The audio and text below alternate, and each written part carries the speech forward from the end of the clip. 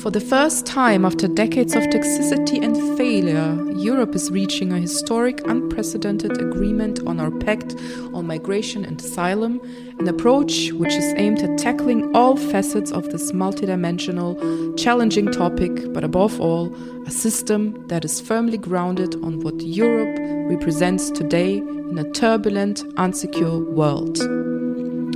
These words were spoken by the Vice President of the European Commission, Margaritis Schinis, during his address at the 8th Vienna Migration Conference that took place from 10th to 11th October 2023.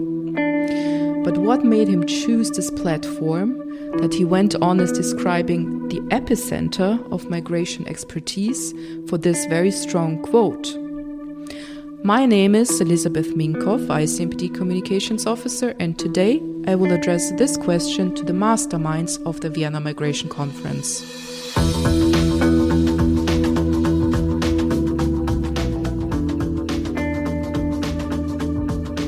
Joining me today is ICMPD Deputy Director General Lukas Gehrke, who is also the Director of the Policy, Research and Strategy Directorate.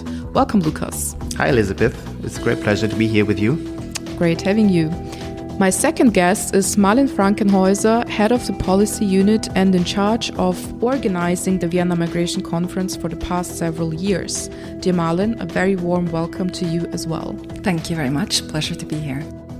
We came together to talk about the Vienna Migration Conference and why it's become such an important platform, what the idea and the potential is, and what it is capable of to provide that other formats cannot. Lukas, how would you describe the Vienna Migration Conference to someone who is not familiar with it? Yeah, sure. On the the first thought, of course, it's a conference, so people meet in a place to discuss migration. But I don't think that this really describes what the VMC is and has become over the years. It is the prime occasion to discuss the state of affairs in migration policy development in a regional context or in a European context. What is important in Europe, what is important in its neighborhood, that is what we're discussing. We're meeting always at the end of summer in Vienna for a day and a half, and we basically put a lot of effort in getting a wide spectrum of stakeholders, of practitioners, of media, of civil society representatives, of politicians, of researchers into one room and get a wide and open, frank, non-scripted discourse going on where migration policy needs to be headed to, so as to provide tangible and a solid basis for policy making. And Malin, is there something that you would like to add about the concept of the Vienna Migration Conference? I would like to add, when it comes to the stakeholders, that it is not an EU conference only. It reflects also ICMPD's broader membership. It is a European conference, and we want to bring Europe's partners also to the stage. We want to be able to have a discussion on equal footing with Europe's partners, and that really sets the VMC apart from other European conferences.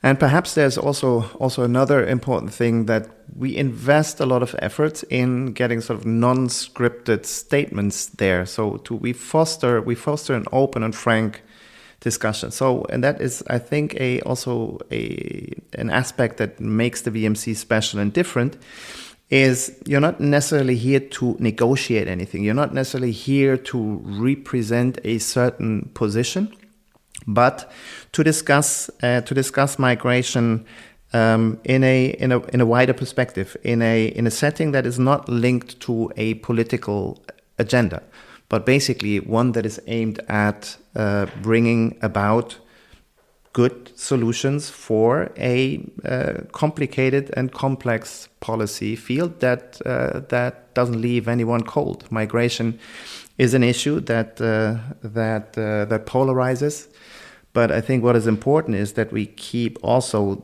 the well-being of the people in our at the center of our discussion and attention when we talk about migration policies. And this year it was already the 8th Vienna Migration Conference. For somebody who has not heard of the conference before, who has not or who's not familiar with the concept, how can we imagine, like, how big is the conference? How has it evolved over the years? And do you have maybe some favorite participants over the years who made an impact, so to speak, to the broader and wider discourse? Yeah, I think to appreciate where the VMC is coming from, it is important to perhaps refer for a moment to who's organizing it. It's the ICMPD, it's the International Center for Migration Policy Development, that is organizing the conference. And we have, since our beginning, invested a lot of efforts conceptually and practically to bring all relevant stakeholders around the table to discuss and exchange very frankly about a topic that, as I said before, is complex and complicated to solve, and one that requires to have all stakeholders around the table. So when in 2016 we started to discuss a concept or the need for such a conference, we were looking back at almost 25 years of being the secretariat, serving as the secretariat for a number of informal dialogues that connect European countries to countries of transit and origin. So we have spent a lot of time and efforts in organizing such regional consultation fora already. So we have had a lot of experience in organizing the sort of large part of the meeting calendar in a year. And we realized that we needed, or that the debate needed, one that is perhaps capable of being more inclusive and more participatory than some of those more formal conference platforms. So that is why we brought in our 20 years of experience and aimed at creating something new, a new platform that was more inclusive and perhaps more participatory, and also allowing for perhaps a more frank exchange. In other words, this is ICMPD's conference. This is our flagship conference. And I think that also makes it different. We set the agenda. It's not part of any other framework. So it's really ours.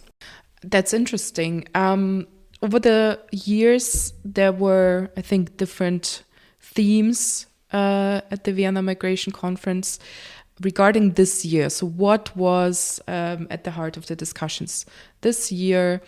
And yeah, can you give us an overview and a summary of what happened, what was discussed?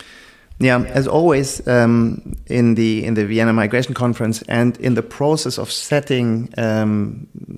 designing the agenda, we're looking at the most important things that happened in a given year. The challenge is always in those that organize larger conferences know that an agenda has to be set a good 6 months ahead of time. So it requires a bit of good preparation and thinking ahead that we're able to cover the most relevant and the most important and relevant topics when we then meet in early October in Vienna. So we always look back at what happened since we left the previous VMC. And like in years before, this was a very eventful year again. Since that time, just to recall a few things. When we met last year, the war in Ukraine was about 6 months old. The largest displacement on the displacement of refugees on the European continent was only a few months old. And the introduction of temporary protection for Ukrainians was actually a very bold move by the EU and its member states to provide a quick and pragmatic way of offering protection to millions of Ukrainians. So we have seen this emerge. Since then, to continue, there's no end in sight for the war in Ukraine, and the displacement of Ukrainians is yet to continue.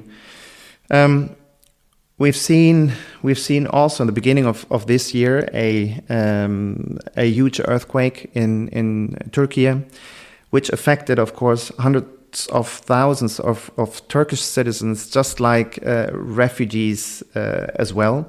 So that was a natural disaster that affected thousands and thousands of people. We have seen other earthquakes. Then later in the year in Morocco, we have seen floodings in the EU, in the neighborhood. So my point is, we've witnessed a number of very drastic weather events and natural disasters that, of course, have an effect on migration, on displacement. On top of that, to our great regret, the situation on the Mediterranean has become yet again the center of attention. The boats that were leaving the southern shores of the Mediterranean and made their way to the EU member states reached again a significant and concerning level. And unfortunately, and very tragically, there have been a number of boats sinking on the sea, with the drastic consequence of continued dying on the Mediterranean. So something that continues to concern everybody, basically policymakers, but also just if you turn on the television in the evening, you see this situation. But it leads to overburdening of reception capacities as well in the countries of reception. So that was something that was very present this year. Again, the discussions of EU reform, of course, was an important aspect of this year as well. And altogether, we feel that the discourse and the discussion about migration continues to be polarizing, and that, of course, is a concerning development for us, because you need a solid basis and a fact-based and rational discussion and discourse about migration as a precondition for good policy making. So the VMC again this year is our contribution to this discourse, to this process, to a fact-based and rational debate, which shall serve good policy making at the end of the day. This was a lot. Thank you. Let's dissect this a little bit further. So just to give a very brief summary, the main sort of topics or overarching themes of this year's discussions. Well, before the Vienna Migration Conference actually starts, on the eve of the conference, we start with a warm-up dinner, the Migration Futures Dinner. And this year we had the honor of listening to the Greek Minister for Migration, Dimitris Kairidis, who spoke to us precisely about the debate on migration, the fact that the polarization is shrinking the space for effective policymaking, comprehensive policymaking on migration. And that was a red thread throughout the whole conference. We focused on three main themes. We discussed a new era for labor migration. We had private sector representatives who talked about the actual labor market needs. We looked at the frictions that arise between border management and border control objectives and the need to protect people on the move. And we took stock of where we stand with the pact and whether or not we will be able to see it conclude before the elections next year. Usually one of the main criticisms in conferences like this is, okay, you've met, you've talked, you've discussed, but what is the added value? What would be your answer to such a criticism, Lukas? Again, I think I mentioned it before. Without discussing matters of common concern, of matters of social impact, of political impact, in democratically organized societies, it is this public discussion that creates the basis for policy making. So, I do think it is the precondition for coming up with effective, functioning policy frameworks. In the area of migration, which has so many facets and so many aspects to it, it is a global phenomenon, it is a regional phenomenon, it connects countries, it connects societies, it connects cultures. It has many different aspects. Usually you migrate into a very local community. So migration affects so many aspects of life, of sort of the political public space, that everything starts and ends with a discourse, with public discussion. So the VMC is our contribution. So that is it, not more, not less. And of course, there's a few, I think, fundamental aspects to creating and fostering exchange. We invest a lot of efforts in having a wide variety of stakeholders there. Malin mentioned that we have policymakers of the European Union, of the European Union member states. But we always make efforts to also bring in countries or representatives of countries of transit or origin, because without them, we would not have a proper discourse how to better manage or regulate or frame migration processes. So that is the contribution that a conference can make. And I think we are not having sort of wrong impressions or false aspirations here. Any sort of success or sustainable outcomes of a conference need to be elsewhere than in a conference room. So we do hope that we can contribute to forging common ground, to forge common interest and a common understanding, which then helps to come up with pragmatic, practical solutions for migration. I should already take back solutions, as it's more solving a concrete issue and not so much the issue of migration or the aspects of migration, where we think it's rather creating and adjusting and readjusting frameworks so that migration can take place in a better way. So I think that's what a conference can do, and I think here the VMC is a prime example of a conference. So I did spend a lot of time in conferences in my professional career, and I have to say with all humility that the VMC is one that even though it's work for me, I do appreciate the discussions on the stage. I do appreciate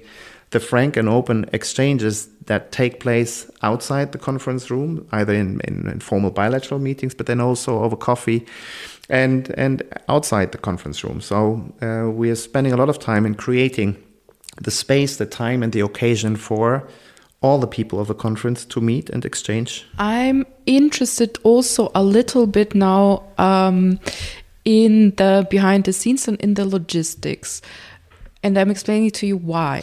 You have different representatives of states that very often have opposing opinions, that may be in a state of conflict. And I would like to know how you deal with that usually, since ICMPD is also a member states-based organization. And some of the member states have different views on current issues or current conflicts as well. Yeah, again, I think back in the days when ICMPD was created, that was now 30 years ago, there was a concept used to determine who could be principally a member state. And that was also a concept that was still used beyond in other organizations, in other contexts. And that was the idea of, or the concept of like-minded countries. Now, in migration, the like-mindedness seems to be a concept that doesn't hold today anymore, because, as I said before, you will hardly find two countries that have the same political priorities when it comes to migration, or a public that views migration in the same way. So that's probably a concept that doesn't hold so much anymore. But what drives us and what drives the VMC itself, we are trying to discuss the issues in a non-political way. So we are gathering and inviting the participants and try to create a space that is as free of politics as possible, knowing that migration is never free and never completely free of that. But it is a non-political space. So by doing that, we hope to create a space in which we can focus on the issue of migration management and regulation practices, good practices, best practices, innovations in a less controversial way. That doesn't always work, obviously, but so far I think we have been faring well with this concept. We have been able to create an environment that still allows an exchange, frank discussion, without necessarily ending up in sort of crosshairs.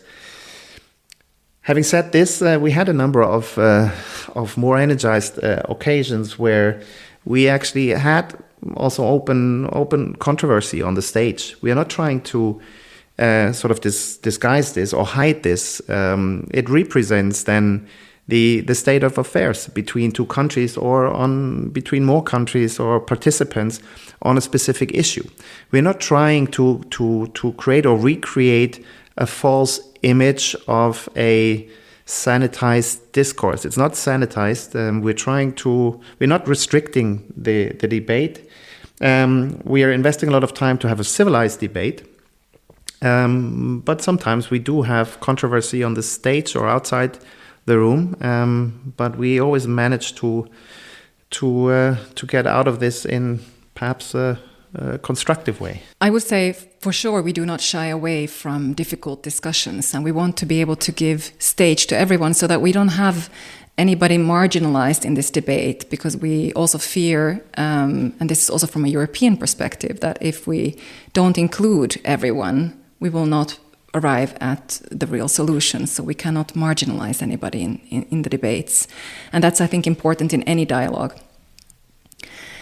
This year's VMC definitely had a lot of convergence. I think that we had a group of speakers and an audience who are interested in finding joint solutions. So I don't think that we had anybody there who's interested in going alone. So that was a convergence. How to do that, that's when disagreements or differing opinions start coming up. But I think there was a big investment in doing this together and finding solutions together. Do you think the convergence is predicting the sort of next year in migration? Maybe also referring to what Skinner said in his keynote address? I think there was definitely what we could hear both from the political leaders and the decision makers in the room, that there is a drive to conclude the pact, and there is a drive to make sure that we do everything we can to arrive at a compromise, a solution, a pact, not the solution, but one solution. And that time is of essence to do this before the elections.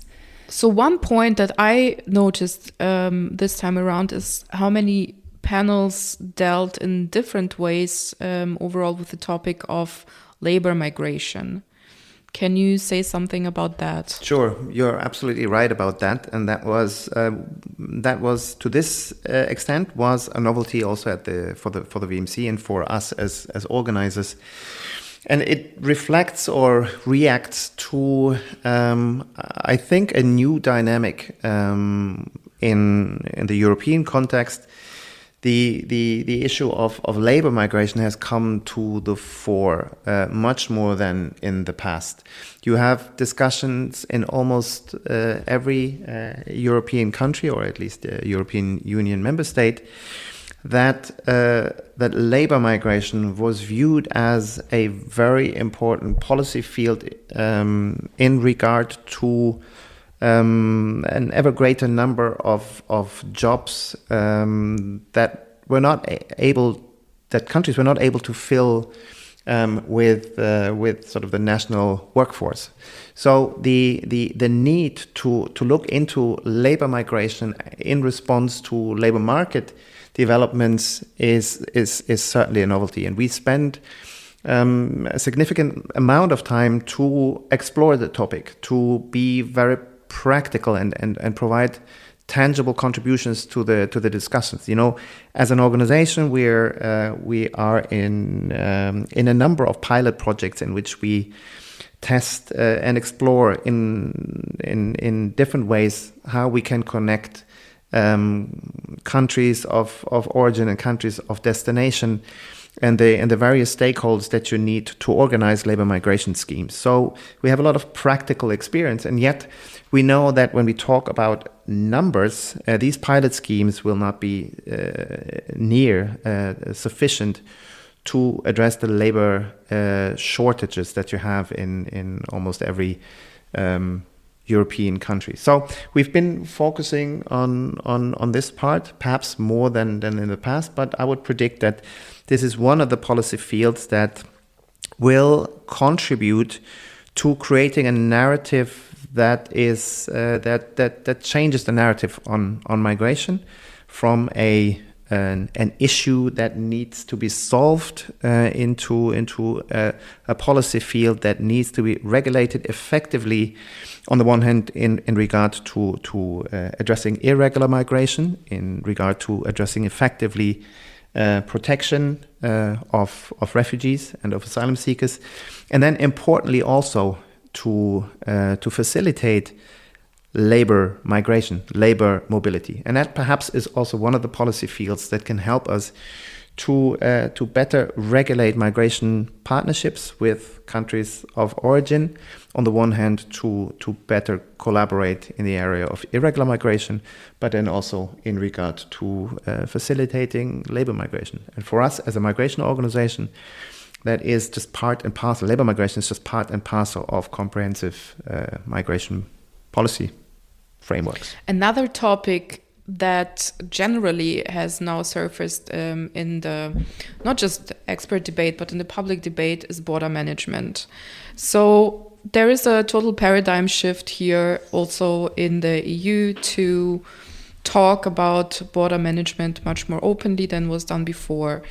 And how was this issue tackled in the Vienna Migration Conference? Yes, borders, and in particular people on the move, people who take precarious journeys and that sometimes end in tragedies, not least across the Mediterranean or in the Sahara, is something that everyone sees in the news. So we wanted to address this head on and discuss exactly that. Is it possible to marry border management and border control objectives with this imperative to protect and fulfill human rights of people who are on the move? And the audience and the speakers agreed, yes, it is possible to have policies that strike that balance. And yes, we do fail sometimes in the implementation. And that is where we might see then abuse also of people in the context of crossing borders. We also looked into pushbacks. And what I found very interesting is that there is no legal definition of pushback. We can talk about non-refoulement, we can talk about non-admission at borders, etc. But actually, the term pushback can be very misleading. It's an umbrella term that is used in the media and in the public discourse, but it actually has no legal foundation. On border management, I would even go as far and claim that without effective border management, we will not be able to afford protection. I do think it is an essential prerequisite for protection systems to have effective border management systems in place that are obviously sensitive to this policy field. We will not have effective labor migration if we don't have effective border management. So there's a number of areas that are normally not associated with effective border management as sort of the first line of state's services. The combating of trafficking in human beings, that happens and needs to happen at the border as well. So there's many aspects why we need modern and effective border management, and there was a lot of progress on the European Union level, but there's still a lot that needs to be covered. So I do think, coming back and circling back to your question, that while there is an ever greater consensus or open debate about the need for European external border management, there's still a lot that needs to be done.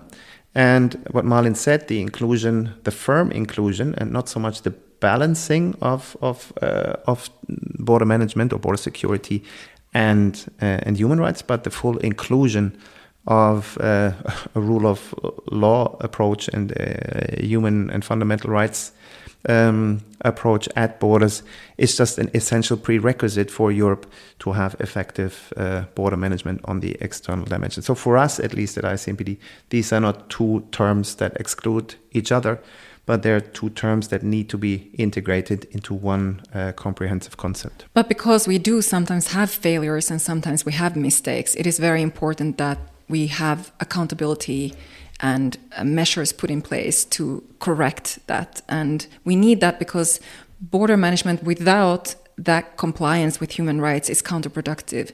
It will erode trust as well. And we need trust, and that gets us back to the public discourse. And trust is not only needing to be built between partners, between states who are cooperating on migration and between civil society actors, it's also the media and the overall public and the electorate. Thanks, this was quite insightful.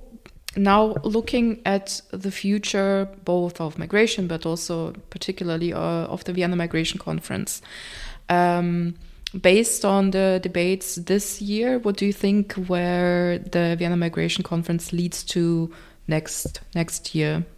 We will, of course, be looking at the elections next year to European Parliament and the start of a new 5-year legislative term and a new commission and new priorities on migration. So first we'll have to see what happens with the pact and if we reach that milestone, and then what's ahead is the implementation. And from a broader perspective, what we will do in 2024 is to use that moment of when we're pausing in the European migration policy framework to say, what have we done in the last 5 years? What did we achieve? What needs to happen by 2030? So what do we need to have on the agenda for the next 5 years? So Vienna Migration Conference 2024 will have that opportunity to reflect both on the last 5 years and the next 5 years of European migration policy making. And Lukas, can you give us the more long-term perspective of what the Vienna Migration Conference should evolve to in the next, let's say, 10 years? Because there is a constant evolvement of the conference if you look at the past 8 years. So what do you think? What would you wish for? Sure. Again, if you look at migration as a phenomenon, we know that migration will continue. We know that policymakers will continue to be concerned with finding ways to adequately regulate migration. There will, unfortunately, the geopolitical situation or the outlook of the geopolitical situation does not necessarily bode well. So we have to be concerned with continued conflict, continued displacement of people, climate change effects on migration. So what we have to prepare for is turbulent times. I would say in migration policy making, to find frameworks, policy frameworks, regulations, practices, cooperation arrangements that can help to channel migration and mobility in an effective way, help that migration is part of a solution rather than an extra problem to the issues that I've mentioned before. Realistically speaking, migration will not be fixed or solved at any point in time. It is as old as humankind, so it will be with us. And I do think that it really depends on the way we will be able to regulate migration. To create all the things that we said before, trust in receiving societies, trust between stakeholders, but most of all, solutions or arrangement for migrants themselves. So a conference like the VMC will for sure continue to aim to contribute to finding good arrangements, finding or offering the place where people can come together and have an open and frank exchange on finding the right arrangements also in the future for trying to make migration better. I think this was beautifully said and very well summed up. Dear Lukas, dear Malin, many thanks for sharing your invaluable insights on the Vienna Migration Conference with me and most of all with the listeners. I think you've made it very clear that the Vienna Migration Conference is more than the sum of its parts. It's much rather an invaluable, informal space to truly connect, to exchange ideas and to move forward concrete decisions and partnerships on the pressing issues of migration. Thanks, Elizabeth. It was a great pleasure to be here and looking forward to conversation next year. Thank you so much. And joining me today was Lukas Gehrke, Deputy Director General of ICMPD, and Malin Frankenhaeuser, Head of the ICMPD Policy Unit. Stay up to date and visit icmpd.org, subscribe to our newsletter and follow us on social media.